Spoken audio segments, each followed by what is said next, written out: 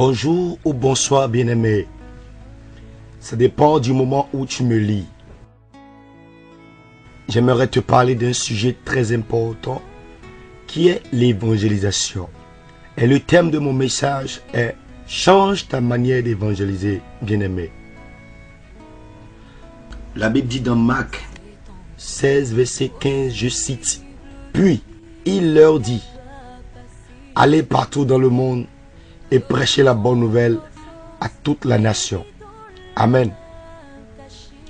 Bien-aimés dans le Seigneur, voici les volontés de Jésus-Christ pour tout chrétien.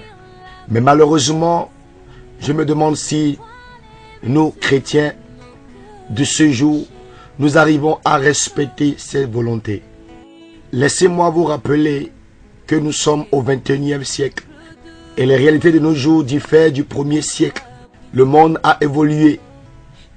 Aujourd'hui, le monde a connu un changement rapide et effectif. La science a tendance à tout démontrer.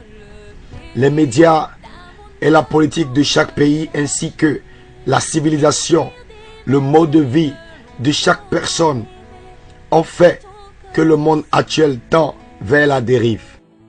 Bien-aimé, je suis choqué quand je vois des affiches de campagne d'évangélisation et qu'on ne vise que seulement la ville. Je ne dis pas de ne pas évangéliser la ville, mais de nos jours, les campagnes, les villages ont besoin d'évangélisation. Quelqu'un dans les villages a besoin qu'on lui parle profondément de Christ. Mais malheureusement, quand on lance une campagne d'évangélisation, si vous remarquez bien, seuls les chrétiens sont au rassemblement.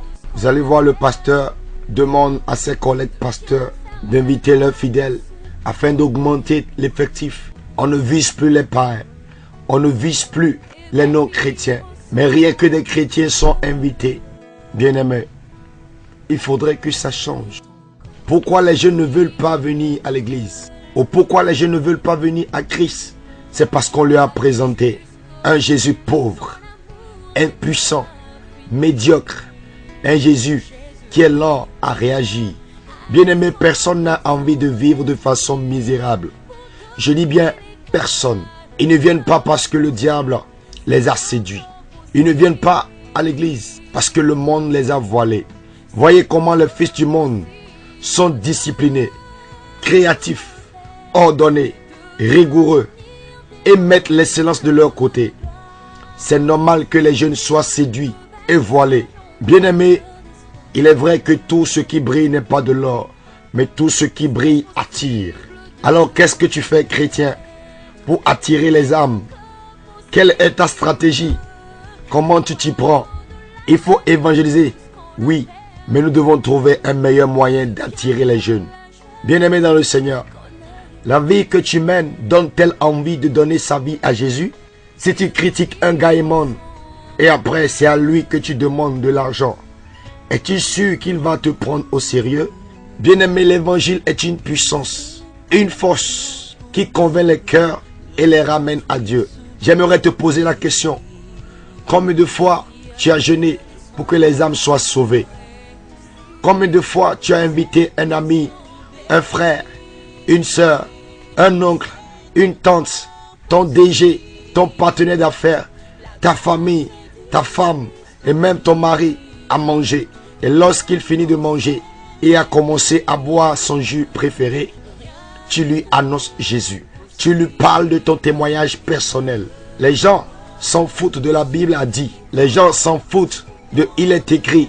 Les gens s'en foutent de donne ta vie à Jésus. Simplement, ils veulent ton témoignage personnel. La jeunesse a besoin que tu lui racontes ce que Christ a fait pour toi.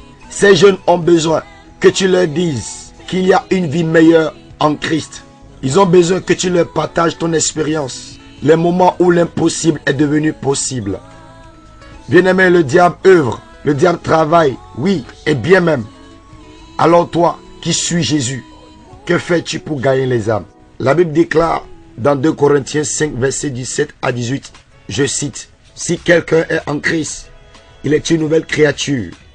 Les choses anciennes sont passées. Voici toutes choses sont devenues nouvelles.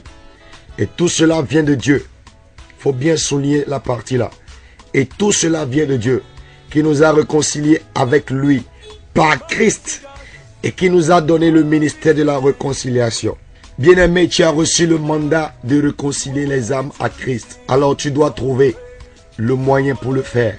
Nous devons faire des œuvres charitables pour attirer une multitude. C'est bien les paroles, mais les actes aussi sont mieux. L'Église est passée à juger les autres. On doit œuvrer maintenant. On doit cesser de critiquer. On doit cesser de tourner en rond. On doit cesser de parler mal des autres.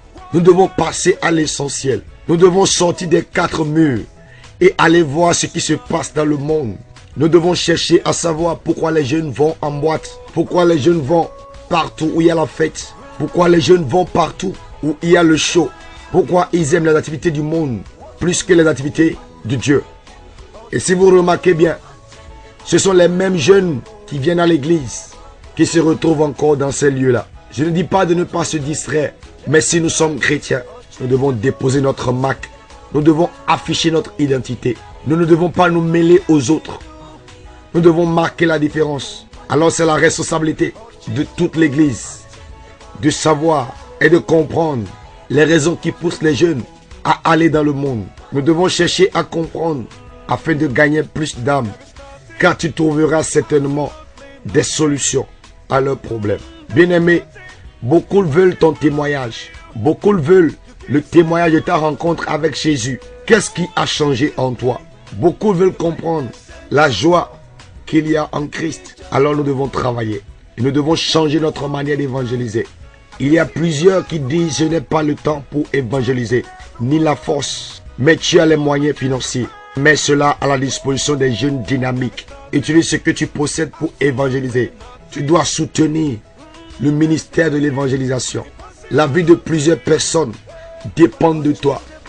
Ne banalise pas ce message. Bien-aimé, le taux de chômage dans ton pays est un signe que tu as le potentiel pour créer des entreprises. Lorsque le chrétien crée des entreprises, l'image de l'Église change dans la nation. Nous devons nous lever pour mettre en valeur nos compétences. Chrétien, deviens un signe par tes œuvres. Lorsque tu as des œuvres, les gens t'identifient par ces œuvres. Chrétien, il y a des âmes rattachées à ta vie.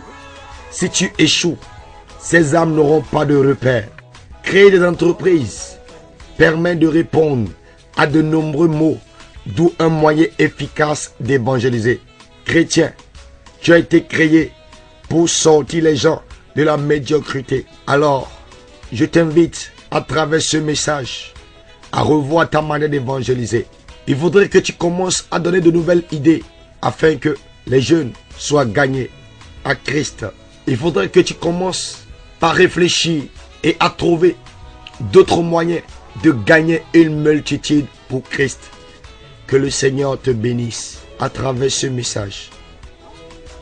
C'était votre jeune frère, William Christ l'héritier, le chantre et oint de l'Éternel. Shalom.